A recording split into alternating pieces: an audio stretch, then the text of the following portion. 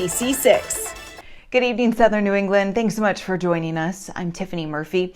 You may notice things look a little differently here at ABC6. That's because the studios had a fire last week and we're coming to you in a different format for the time being. For now, let's get to our top story tonight. We've been talking about it a lot lately, that so-called triple-demic circulating, fears of a spike in respiratory illnesses as well after so many holiday gatherings and folks flying. So a lot of people are wondering, are my sniffles the flu, COVID, or just a cold? Here's ABC6 News reporter Dominique Turner.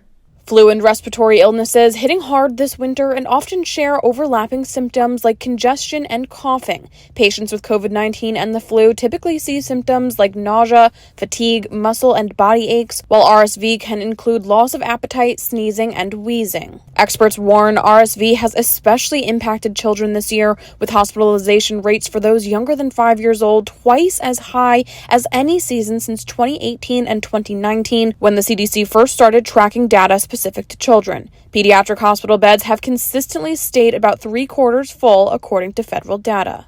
Meanwhile, doctors say COVID levels have stayed far below previous surges, with the U.S. Department of Health and Human Services doing a quiet summer, but an increase in hospitalizations since early November.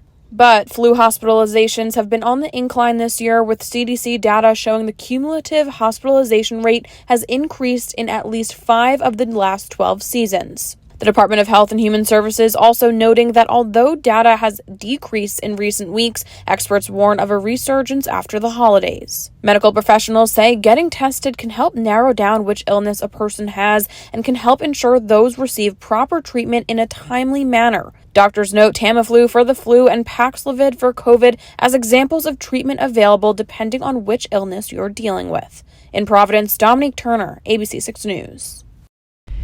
Now to our continuing coverage of the coronavirus and the moves by the U.S., Japan, and others to mandate COVID-19 tests for passengers arriving from China. So far, there's been no reports of any new variants, but there are global concerns about another explosive outbreak and the government not relaying that information quick enough. Here's ABC's Justin Finch. As China struggles to deal with a crushing wave of COVID-19 infections, the CDC is announcing new restrictions on all travelers from China heading to the U.S. Starting January 5th, anyone traveling from China will be required to show proof of a negative PCR or antigen test taken within 2 days of departure. This is an unfortunate but necessary step, given the fact that we don't really know how much COVID there is in China, and we don't know the full spectrum of what variants there are. The tighter measures introduced because the U.S. is concerned about China's soaring number of cases and a lack of transparency from the Chinese government. New images out of China showing overcrowded hospitals and patients waiting in the hallway, some unable to be seen. The surge follows the Chinese government's decision to ease its so-called zero COVID policies a few weeks ago after rare protests sparked across the country. Mass testing and citywide lockdowns were suddenly abandoned. The rapid reopening resulted in what is likely millions of new cases, but China's government has only reported a handful of COVID deaths. Health officials say the rapid rise in cases could increase the possibility for new variants. Given the fact that we don't have clear data about how much COVID is circulating in China and what variants are circulating, I'm not surprised that the CDC has taken these additional steps to keep the United States protected. Justin Finch, ABC News, Washington. A 28-year-old Easton man will be spending 2 to 3 years behind bars after his reckless driving resulted in someone's death. According to the Bristol County DA's office, Jake McCabe pleaded guilty to driving 61 miles an hour in a 30-mile-per-hour speed limit zone, crossing over the center line at an S-curve and crashing head-on into Scott Lewis's vehicle, killing the 37-year-old. This happened in April of 2020. Now, in addition to his prison sentence, McCabe will have his license revoked for 15 years. Our ABC6 News crews on the scene this afternoon of a crash that appears to have knocked over a pole. This happened around 1 this afternoon on the corner of Gano and Waterman Streets in Providence. We have calls out to police to get more information. Be sure to visit abc6.com and download the ABC6 News app for updates. Time now for a check of our forecast. Let's bring in Storm Tracker meteorologist Kelly Bates. Well, thanks to plenty of sunshine, we saw temperatures come up into the lower 50s in most areas. Real pleasant one, too. And the best news of all is that we get to continue this trend as we go into the week. So, taking a look at our sky cam from Providence this afternoon, really nice conditions, plenty of sunshine, winds are light to calm, and high pressure is getting that job done. As it is situated to our south and east, it is pumping in air from the southwest. And for us in southern New England, that is a warm wind direction. Up close, things look nice and dry, and this will translate to clear skies as we go to tonight. And those clear skies overnight will bring in the sunshine to start your tomorrow. But after that, things will change. Clouds are going to roll in for the weekend, and we're going to welcome in the new year with rain. I'll tell you what time you can expect that coming up in just a couple minutes. Tiffany? Now to an ABC 6 News follow-up. The Southwest mess continuing to drag on. Long lines, frustrated passengers at airports all across the country as Southwest Airlines flights continue to be canceled, including at TF Green. ABC 6 News reporter Wlne News Dec picks up the story from there. Passengers are still seeing red as flight cancellations continue across the country, and it's a sea of red on flight boards here at TF Green for some Southwest flights. I'm more worried in Baltimore because that's where they said they have most cancellation. 9 of 13 Southwest departures from TF Green canceled Thursday, following along a nationwide trend of more than 2,300 Southwest flights canceled today and 15,000 total in the past week. Trying to call to find out if it's canceled, and I've been on hold for like 4 hours, 3 hours waiting for someone to pick up the phone. Keisha White, who's traveling southwest to vacation in Montego Bay, Jamaica, one of those frustrated flyers this holiday season, not able to get any answers from the airline that says it's had issues with its system since last Thursday, amid winter weather and high holiday travel volume. Earlier this week, the Department of Transportation announcing it will look into Southwest's issues and if the airline's cancellations were controllable.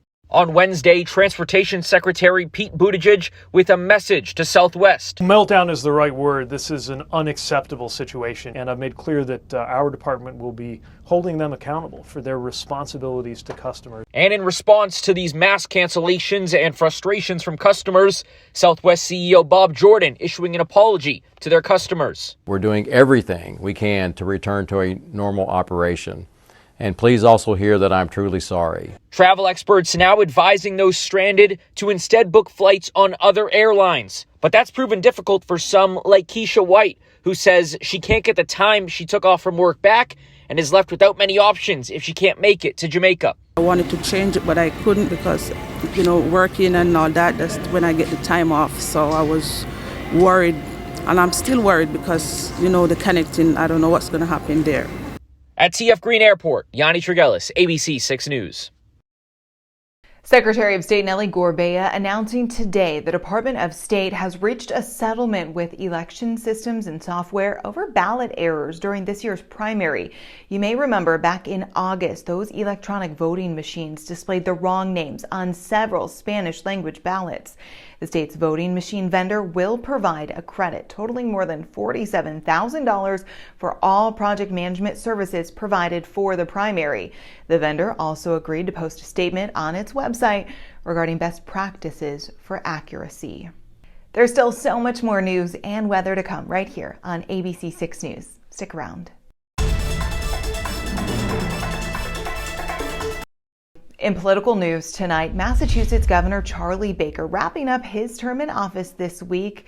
That term, though, plagued with blizzards, a crumbling public transportation system, and, of course, the pandemic. The Republican also drew criticism of former President Donald Trump after publicly refusing to endorse and vote for Mr. Trump both in 2016 and 2020, but despite all of that, he was also the nation's most popular governor. Baker will be replaced by Attorney General Maura Healey, the state's first female and openly lesbian governor. New questions swirling around Congressman-elect George Santos. Sources now telling ABC News the finances of the Republican from New York are now the subject of a review by federal and local prosecutors. Santos is set to take office in just 5 days when the new Congress convenes. Here's ABC's Elizabeth Schulze. New York Republican Congressman-elect George Santos, who lied about parts of his resume, is now facing new scrutiny over his finances. Sources tell ABC News federal prosecutors are reviewing his financial disclosures that appear to reveal Santos's wealth surged in just 2 years. I'm a businessman who spent the last 14 years in finance. When he first ran for office in 2020, Santos said he made $55,000 a year. But in 2022, financial disclosures show he claimed he earned millions from his company. His assets listed between $2 and $11 million. Documents also say he loaned his campaign more than $700,000. Democratic Congressman Richie Torres asking on Twitter, where did all the money come from? I have an extensive career that I worked really hard to achieve. On Fox News, Santos remained defiant, even suggesting he had worked with Goldman Sachs and Citigroup in a way, even though he days ago confessed he hadn't worked at either firm. We can debate my resume and how I worked with firms such as Goldman and Citigroup. Is it debatable or is it just false? No, is it debatable or is it just debatable. false? No, it's not false at all. It's debatable. Santos also lied about having a college degree and his family's background. But just days before Congress convenes, Santos is refusing to step down. Top Republicans on Capitol Hill still silent as they're set to take control of the House. The Republican district attorney in Long Island and Nassau County says she's looking into what she calls inconsistencies and fabrications related to Santos. She says she will prosecute him if a crime was committed. Elizabeth Schulze, ABC News, Washington. Turning to world news at this hour, an update from the Vatican on former Pope Benedict's declining health. A spokesperson said he is lucid and stable, but his condition remains serious. He said Pope Francis renews his invitation for believers to pray for the Pope Emeritus. The 95-year-old made the nearly unprecedented decision to resign nearly a decade ago, becoming the first pope to do so in nearly 600 years. The death toll from a fire at a hotel and casino in Cambodia now rising to at least 19. At least 70 others are injured, those numbers though only expected to rise as search and rescue teams continue looking for victims who were trapped inside the hotel when those flames broke out. If Twitter was down for you at any point last night, you weren't alone. CEO Wlne Musk says repairs to the platform were rolled out Wednesday to fix widespread outages. Outage detection site Down Detector says users started reporting problems around 7 o'clock Eastern last night. More than 10,000 in total were impacted. First-time unemployment claims ticking back up again. 225,000 claims were filed last week, 9,000 more than the previous week. Continuing claims have also ticked up to their highest level since February. Those are claims by people who've been getting unemployment benefits for more than a week. Now to a focus on your health. The Food and Drug Administration adding sesame to its list of major food allergens. Sesame joins the major food allergens list that also includes milk, eggs, fish, crustaceans, shellfish, tree nuts, peanuts, wheat, and soybeans. Sesame appears in many different ingredients but has not always been listed by name on product labels. And now, your ABC 6 Storm Tracker weather with meteorologist Kelly Bates. After such a lovely day, aren't you curious to see how we stack up against the averages? We average a start of 25 and make our way up to 40, but we came in warmer than both the low and the average high for today. Not record high temperature territory, though. That belongs to 1984 with a record high of 70. A record low of 10 degrees below zero still stands in the books, thank goodness, for at least another year.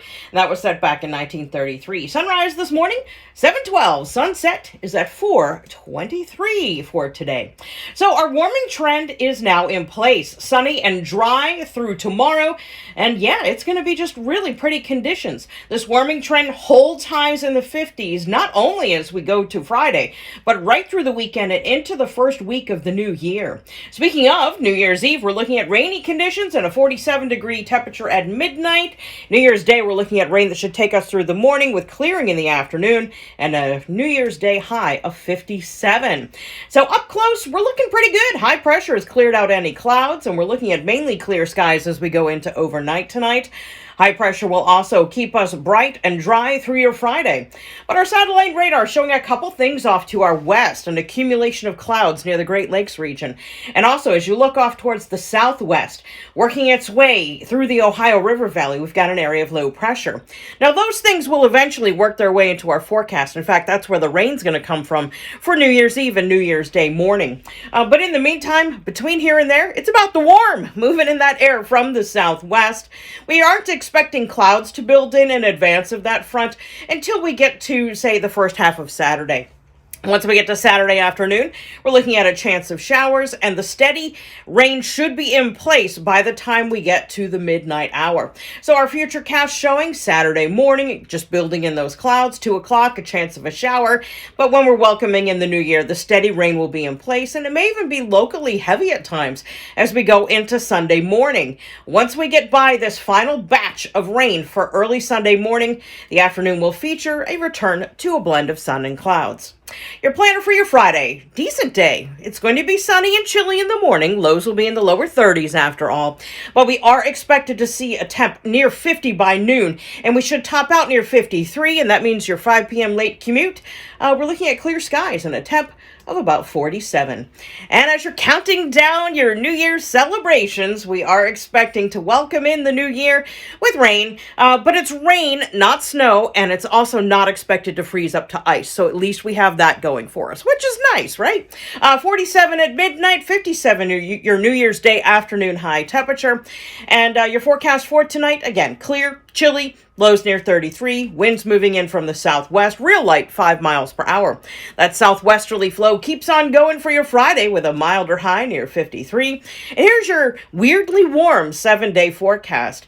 Not only on New Year's Day are we expected to peak at a high of 57, but once we bring in a warm front for the middle of next week, temperatures might come mighty close to that 60-degree mark and hold warm too as rain continues to fall looking down the road to next Thursday. So yes, we do have some really warm weather in place, and we get to keep it as we look ahead. No shoveling for the first week of January. So good news all around from the weather department. Now to see how things are moving in the world of sports, here's your favorite sports guy. I'm Ian Steele in Kingston. The URI men's basketball team out of COVID protocols and back on the floor for their Atlantic 10 opener this week. We check in with the Rams coming up. Stick around. Sports is next.